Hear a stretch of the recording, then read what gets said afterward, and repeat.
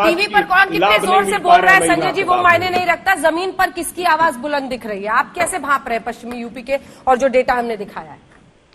नहीं अंजना जी, सबसे पहले तो मुझे लगता है दर्शकों के लिए ये बताना जरूरी है कि जो हम पश्चिमी उत्तर प्रदेश की बात करते हैं, ये कोई सरकारी डेफिनेशन नहीं है। जैसे जिले होते हैं जो फिक्स डेफिनेशन है, अगर आप किसी एक जिले की बात करते हैं तो उस जिले में जो इलाके आएंगे वो कोई भी उस जिले की बात करेगा तो वही इलाके आएंगे।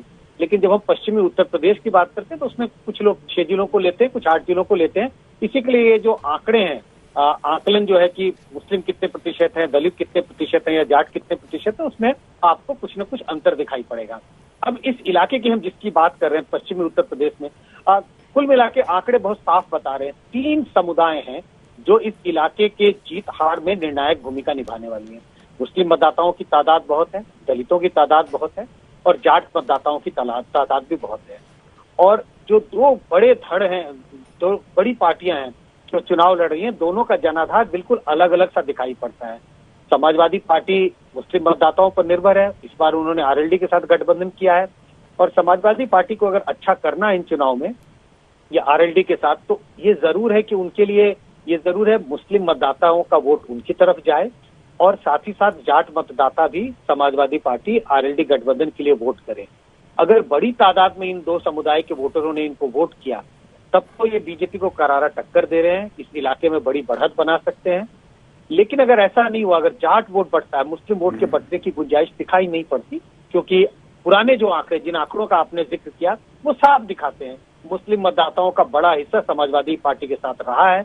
इन चुनाव में भी उनका इनके साथ रहने की पूरी गुंजाइश है। कोई वजह नहीं है कि जिस चुनाव में समाजवादी पार्टी बीजेपी को टक्कर देते हुए दिख रही है, इस चुनाव में मुस्लिम उनका साथ छोड़ किसी दूसरी पार्टी को वोट दे दें। लेकिन जाट मतदाताओं के बीच में जो जिनमें किसान बड़ी तादाद में है और जिनकी बीजेपी से नाराजगी रही है, उसमें सारी चर्चा हो रही है।